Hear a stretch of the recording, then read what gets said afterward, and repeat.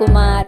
இன்னைக்கு என்னோட கிச்சனில் நம்ம என்ன ரெசிபி பார்க்க போகிறோன்னா கடலைக்கறி, கேரளா ஸ்டைலில் கடலைக்கறி, புட்டு, ஆப்பம்கெல்லாம் ஒரு சூப்பரான சைட் டிஷ். இதை எப்படி பண்ணலாம் பார்க்கலாம் வாங்க. ஒரு கடாய் வச்சுருக்கேன், அதில் எண்ணெய் ஆட் பண்ணிக்கலாம். எண்ணெய் நல்லா காஞ்சதுக்கு அப்புறமா சின்ன வெங்காயம் உரிச்சு வச்சுருக்கேன். அது 1/2 கப் இருக்குது மெஷரிங் கப்பில். அதை இது கூட ஆட் பண்ணிக்கலாம். இதை நல்லா வதக்கிக்கலாம். இப்போ இது கூட ஒரு 7 பல்லு பூண்டு ஆட் பண்ணிக்கிறேன். கொஞ்சமாக கருவேப்பிலை ஆட் பண்ணிக்கிறேன். ஒரு சின்ன துண்டு இஞ்சியை 4 கட் பண்ணி வச்சுருக்கேன், அதையும் இது கூட ஆட் பண்ணிக்கிறேன். வெங்காயத்தை எண்ணெயில் நல்லா வதக்கிக்கலாம். வெங்காயம் கலர் சேஞ்ச் ஆகிற அளவுக்கு நல்லா வதக்கிக்கலாம். வெங்காயம் நல்லா வதங்கிடுச்சு. இப்போ லோ ஃப்ளேமுக்கு மாற்றிட்டு 3 டீஸ்பூன் மல்லித்தூள் சேர்த்திக்கலாம். இந்த மசாலா கறியை விடக்கூடாது. இதை நல்லா வதக்கிக்கலாம்.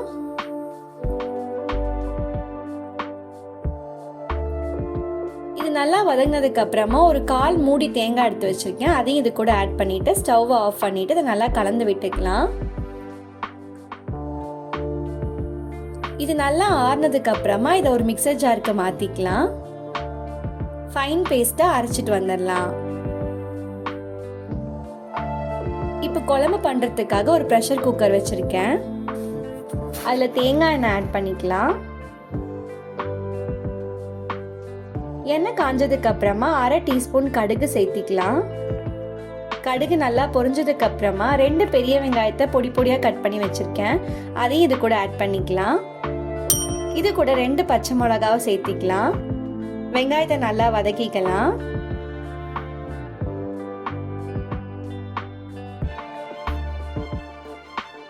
இப்போ இந்த குழம்புக்கு தேவையான அளவு உப்பு ஆட் பண்ணிக்கலாம். இதை நல்லா கலந்து விட்டுக்கலாம். வெங்காயம் நல்லா வதங்கிடுச்சு.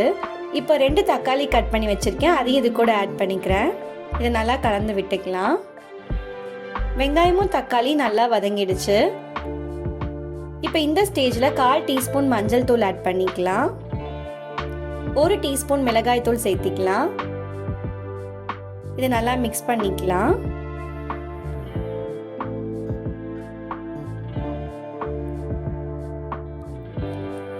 ஒரு கப்பு கருப்பு சுண்டலை நான் 8 மணி நேரம் ஊற வச்சிருக்கேன். மினிமம் 6 மணி நேரம் ஊறணும். ஊறினதுக்கு அப்புறமா அதை நல்லா வாஷ் பண்ணிட்டு அதை இது கூட ஆட் பண்ணியிருக்கேன். இதை நல்லா மிக்ஸ் பண்ணிக்கலாம். இப்போ இந்த ஸ்டேஜில் நம்ம அரைச்சி வச்சிருக்க வெங்காய விழுதை ஆட் பண்ணிக்கலாம். இதை நல்லா கலந்து விட்டுக்கலாம். இந்த குழம்பு ரொம்ப திக்காக இருக்காது, கொஞ்சம் தண்ணியாக தான் இருக்கும்.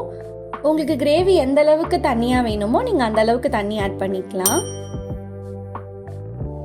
தண்ணி ஆட் பண்ணி நல்லா கலந்து விட்டுக்கலாம். இப்போ உப்பு செக் பண்ணிட்டு குக்கரை க்ளோஸ் பண்ணி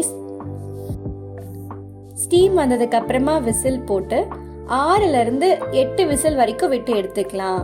குழம்பு கூடவே சுண்டல் வேகறனால சுண்டல்குள்ளே இந்த குழம்பு ஃப்ளேவர் நல்லாவே இறங்கியிருக்கும். ஸ்டீம் இறங்கிருச்சு. இப்போ குக்கரை ஓப்பன் பண்ணி நல்லா கலந்து விட்டுக்கலாம். சுண்டல் குழம்பு தயாராயிடுச்சு. கொத்தமல்லி தழை தூவி இறக்கிக்கலாம். இந்த மாதிரி சிம்பிளான குயிக்கான ரெசிபிஸ் உங்களுக்கு பார்க்கணும்னா என்னோட சௌமியா இந்த கிச்சன் சேனலை சப்ஸ்கிரைப் பண்ணுங்க. தேங்க்யூ ஃபார் வாட்சிங் மை வீடியோ.